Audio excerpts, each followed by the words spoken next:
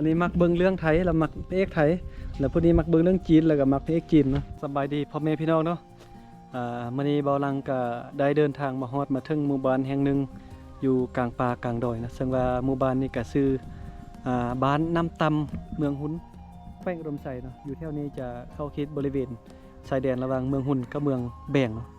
เป็นเส้นทางอยู่ดอยเป็นหมู่บ้านอยู่จอมดอยเด้อพ่อแม่พี่น้องป้าโตกลัวจะมาฮอดมาถึงเส้นทางนี้ลำบากขนาดน่ะเบาลังไปถ่ายคลิปอยู่หมู่บ้านอยู่ดอยมาเนาะอยู่ทางเมืองแบงแล้วก็กลับโค้งกลับมาทางลัดแล้วก็มาเห็นหมู่บ้านแห่งนี้นะซึ่งว่าเส้นทางนี้บ่เคยมาจักเทื่อครั้งแรกเนาะลงทางมาเป็นเส้นทางน้อยๆเนาะลุยพวกลุยต้มลุยน้ำมาขี่รถข้ามแม่น้ำมาแต่ว่ามอดนี่แล้วก็ไปทางด้านนั้นนะจะไปออกอยู่เมืองหุนเบาลังก็จะลองไปเบิ่งเพราะว่าบ่เคยมาจักเทื่อเดี๋ยวก่อนจะไปเมืองหุนนี้จะพาเที่ยวชมหมู่บ้านนี้ก่อนเนาะจะพามาเบิ่งว่าเป็นจังได๋มีผู้สาวบ่เนาะ เพราะว่ามี FC คนไทยผู้หนึงแล้วว่าสนใจอยากจะเบิ่งติดตามเพื่อไว้เบิ่งบางทีอาจจะมีผู้สาวนะเดี๋ยวเป็นจะได้ก็ไปเที่ยวไปชมนํกันมื้อนี้เบาลัง ขึ้นดอยมาเห็นผู้สาวอยู่ดอยนะโอ้ผู้งามเลยแนะนำตัวเองได้บ่แนะนำตัวเองได้อันนี้ซื้อยังอันนี้นะนี่ซื้อยัง ฮะซื้อฝนสาวฝนจักปีแล้วตอนนี้17 ปีอันสาวแสดงอยู่เด้อซื้อยังนะซื้อฟันฝนกับฟันฝน ภาษาแสดงซื้อฟันเนาะอันนี้ซื้อฝนรวมกับกันก็เป็นฟันฝนหรือว่าฝนฟัน ชื่อคือว่าคล้องกันดีเลยอันนี้มันบ้านน้ำตำเนาะสาวฝนกับสาวฟันอยู่บ้านน้ำตำโอ้มาเต็มคนหนึงละมานี่นิดนึงสัมภาษณ์ก่อนโอ้อยู่บ้านนี้มีแต่ผู้งามเนาะอันนี้ซื้อยังอันนี้นะซี่นี่ซื้อซี่จักปีแล้ว17 ปียังเข้าเรียนอยู่ติบ่เข้าแล้วอยู่นี่ถือว่าบ่เข้าเรียนจักคนติอยู่นี่นะนึกว่าเป็นนักเรียนเอาพวกหมดแล้วติหยังบ่หรือว่ายังโสดโสด ถามว่ายังโสดบ่โสด ยอกน้องสาวเนาะอันผู้บ่าวต่างประเทศนี่มักนี่จีบนี่ได้แท้ๆเนาะบ่ตัวเนาะจักน้อยเขาเจ้ามาจีบเฮ็ดจังได๋ ก็มักเบิ่งเรื่องไทยบ่มักเบิ่งเนาะผู้บ่าวไทยกับผู้บ่าวจีนนี่มักผู้บ่าวได้หลายกว่ากันบ่จีนน้องสาวเพิ่นว่ามักเพลงแบบอันเพลงจีนเนาะแต่ผู้นั้นมักเพลงไทยเนาะ อันนี้มักเบิ่งเรื่องไทยแล้วมักเพลงไทยแล้วผู้นี้มักเบิ่งเรื่องจีนแล้วก็มักเพลงจีนเนาะมักคนละแบบเนาะสมมุติว่าคันแต่งงานเอาผัวนี่สิไปอยู่นำผัวบ่หรือว่าไอ้ผัวมาอยู่นี่มักแบบใดมักอยู่ไสก็บ่ฮู้อะสมมุติผัวพาไปอยู่บ้านนำสิไปบ่กันเอาผัวแล้วนะ เอาคันกินดองเป็นผัวเมียกันเนาะ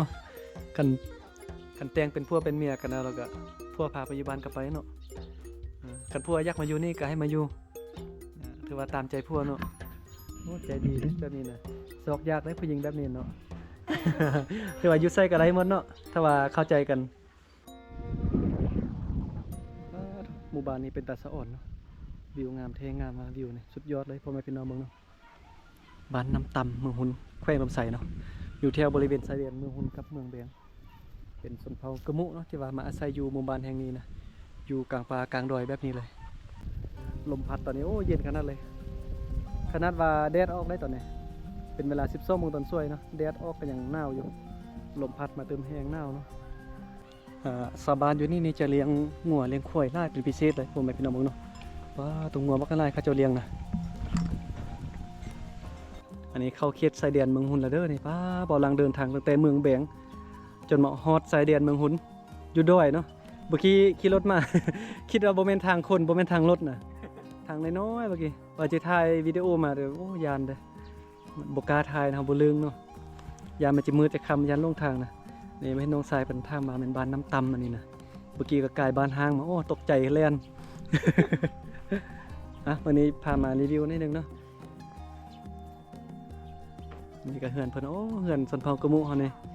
แต่ง2ลังแบบนี้เนาะลังใหญ่แล้วก็ลังน้อย หลังใหญ่ก็ไว้นอนอันนี้ก็เฮือนครัวแม่นบ่ทำน้องสายน้ำแม่นเนาะโอ้เข้าหลายเนาะอันนี้มันเข้าให้บ่นี่เข้าให้เนาะเจ้าตากวันนี้มันแห้งมาเฮ็ดร้าน อันนี้เป็นร้านอันขายข้าวปุ้นเนาะเราแต่งอยู่เฮือน คิดว่ามันเฮือนอยู่ธรรมดาเขาเจ้าขายข้าวปุ้นอยู่นี่ระหว่างทางเนาะเอาขึ้นดอยก็สามารถมากินข้าวปุ้นอยู่นี่ได้มีร้านขายข้าวปุ้นอยู่นี่